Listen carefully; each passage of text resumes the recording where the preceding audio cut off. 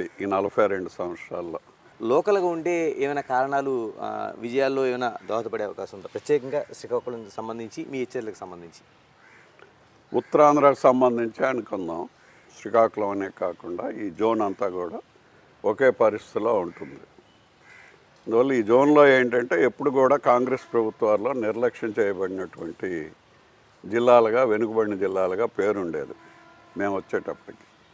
కానీ ఎన్టీ రామారావు గారు ప్రతి జిల్లాకి ఒక మంత్రి, ప్రతి జిల్లాని ఒక యూనిట్గా తీసుకొని డెవలప్మెంటల్ యాక్టివిటీస్ ఇవి చేయటం వలన ఉత్తరాంధ్రలో 89 వచ్చేటప్పుడు పార్టీ ఓడిపోయిన 24 జిల్లాలు కంబైన్డ్ స్టేట్లో ఉత్తరాంధ్రలో 28 తెలుగుదేశం పార్టీ, 64 టోటల్గా వస్తే రాష్ట్రం మొత్తం మీద తక్కిన 21 జిల్లాల్లో 36 సీట్లు వచ్చే పరిస్థితి ఉంది.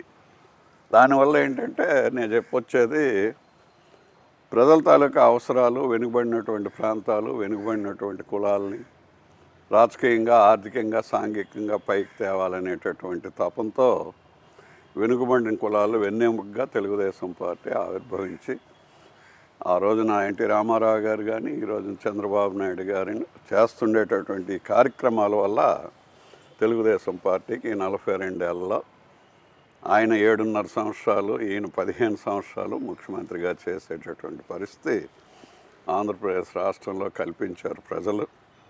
అదేవిధంగా అపోజిషన్ లీడర్గా కూడా తగ్గకుండా 15 ఏళ్ళు పూర్తి చేసుకుంటున్నారు. మళ్ళీ 5 ఏళ్ళు ముఖ్యమంత్రిగా రాబోతున్నారు చంద్రబాబు నాయుడు గారు అనేది స్పష్టంగా ప్రజల్లో కనిపిస్తుంది. మళ్ళీ రేపు ఎలక్షన్లో రాబోతుంది, తప్పకుండా పట్టం కడతారు, ఆయన ముఖ్యమంత్రి అయి తీరుతారు 70 రోజుల లోపున. ఇలాగ మీరు అంటున్నట్టు అంతకుముందు నిజంగానే ఉత్తరాంధ్ర జిల్లాలో వాళ్ళందరూ